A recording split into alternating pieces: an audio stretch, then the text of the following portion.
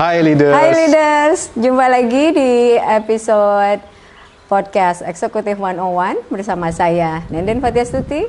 Saya Eko Nugroho.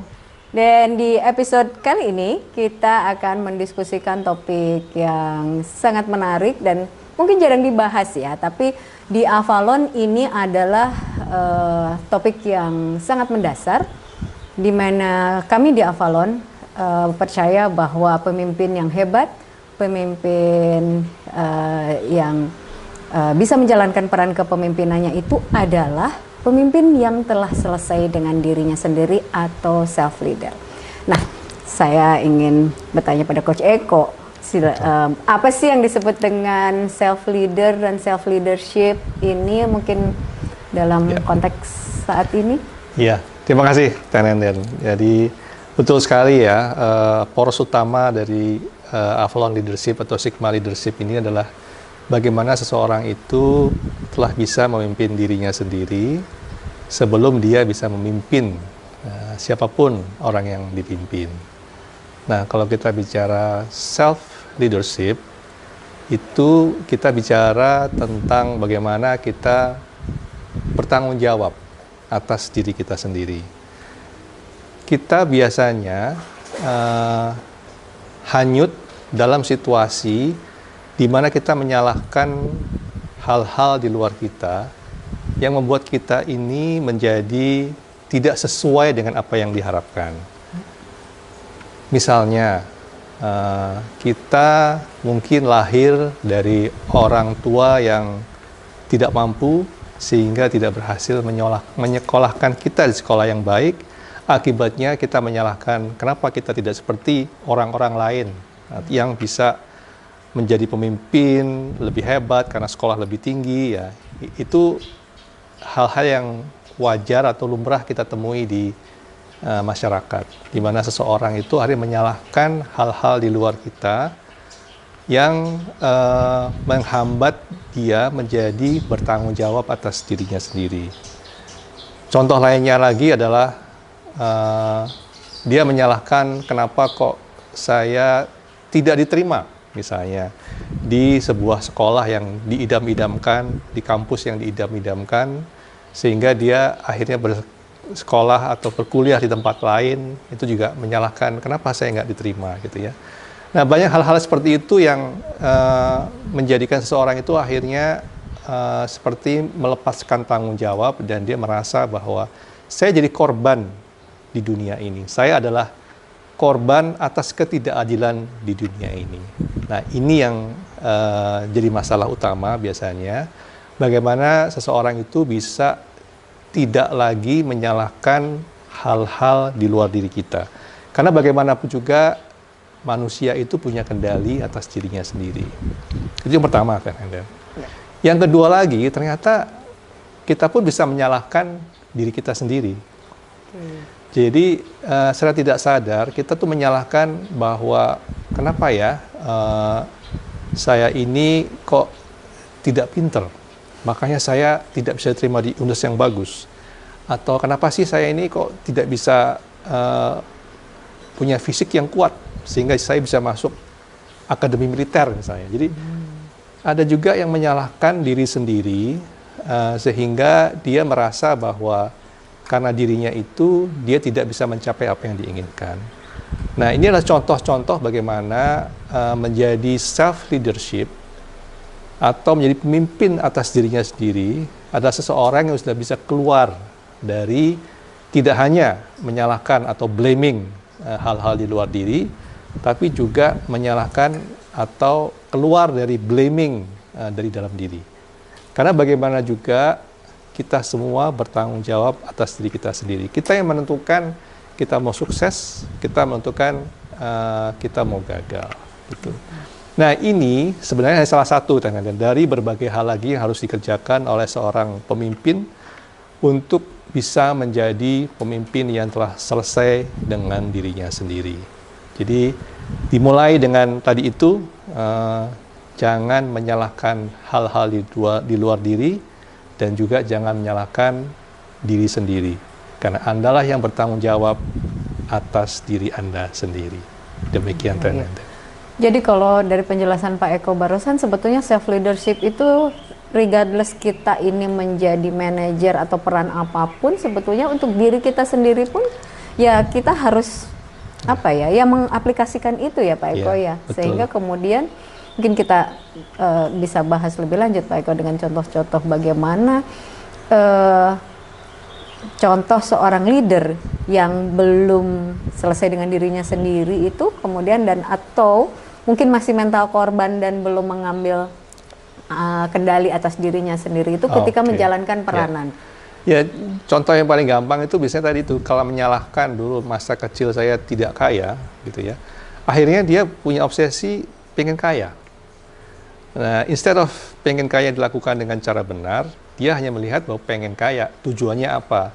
Yang akibatnya dia melakukan hal-hal yang tidak sesuai dengan aturan yang ada, sehingga dia harus korupsi, dia harus menipu orang lain, ya, karena dia punya obsesi yang belum selesai di masa kecilnya. Jadi dia menyalahkan dirinya sendiri waktu itu, kenapa kok saya tidak punya orang tua yang kaya, gitu. Jadi itu semua mengakibatkan yang kita sebut dengan luka batin.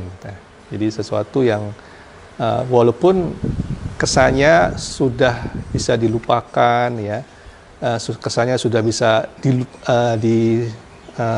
selesai masalahnya.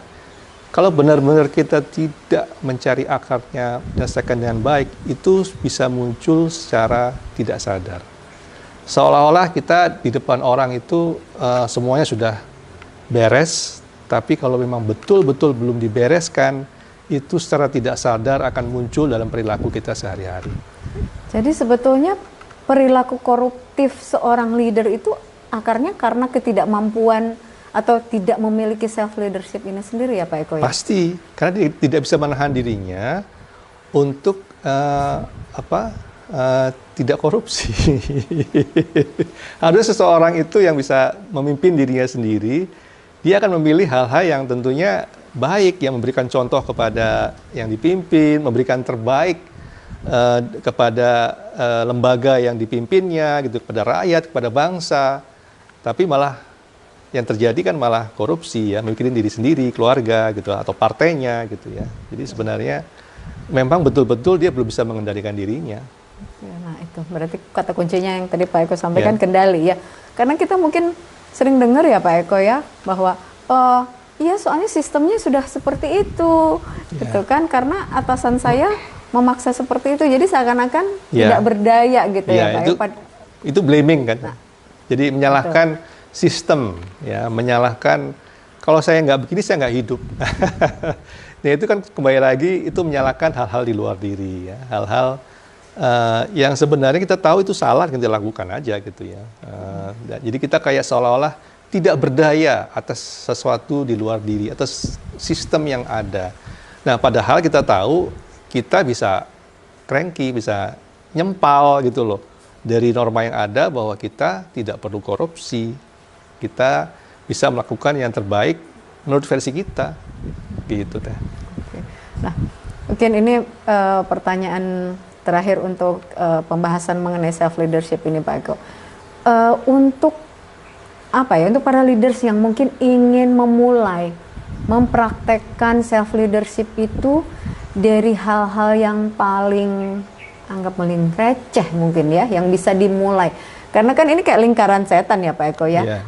Sistemnya begini dan segala macam lah yang itu tadi, blaming others. Tapi sebetulnya kan kata kendali itu kata kuncinya gitu. Nah, mungkin tips praktis dari Coach Eko sendiri mengenai bagaimana sih mulai mempraktekkan self leadership itu di keseharian untuk membentuk kebiasaan baru sehingga bisa jadi seorang self leader. Memang itu harus dimulai dengan kita membetulkan pola pikir kita teh. Jadi pola pikir yang benar ya, mindset ya. Jadi mindset kita betulkan dulu. Kalau mindset kita sudah beranggapan bahwa korupsi itu biasa-biasa aja, ya susah dong. Ya, jadi kita mesti merubah mindset kita yang mengatakan bahwa apapun kita lakukan lah, bahwa mencontak itu tidak baik, ya, bahwa membuang sampah yang paling gampang itu tidak baik. Kita rubah dulu pola pikir atau mindset kita dulu. Memang membuang sampah itu tidak baik. Kenapa? bisa menyumbat saluran air, mengakibatkan banjir, secara jadi baunya juga nggak bagus, kesehatan juga nggak bagus gitu ya. Nah dari situ baru kita memulai dengan merubah kebiasaan kita. Kita rubah kebiasaan kita yang tadi membuang sampah sembarangan dengan mulai membuang sampah di tempatnya. Kalau tidak ada, kita kantongin. Sampai pada saat kita temukan, baru kita buang sampah itu. Jadi mulai dari pola pikir, dirubah dulu bahwa ini adalah yang baik harus kita lakukan. Kedua, mulai dengan membiasakan hal-hal yang kecil. Kadang-kadang dalam melakukan perubahan habit atau perilaku itu kita masih lupa lah ya. Tapi mudah-mudahan dengan berjalannya waktu itu membentuk kebiasaan kita dan tentunya akan membentuk karakter kita teh.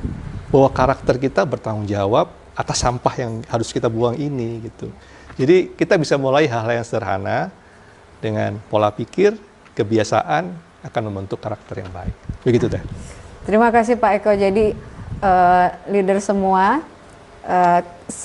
bisa dimulai dari diri sendiri itu tadi ya Pak Eko, dengan hal-hal yang sederhana di keseharian, dari mulai hal mengantongi sampah sendiri biar nggak buang sampah sembarangan. Mungkin nampaknya sepele ya, tapi itu adalah sebuah bentuk tanggung jawab pada diri kita gitu. Ini kan sampah kan punya kita ya Pak ya, gitu betul. Kan. Masa dibuang sembarangan misalnya gitu kan, kalau ketika tidak ada tempat sampah. Jadi tips sederhana dari Pak Eko di keseharian itu silakan dicoba agar kita kemudian bisa membentuk kebiasaan baru yang dimulai dari perubahan mindset itu tadi. Ya, seru banget dan sangat praktis tips dari Coach Eko di episode ini.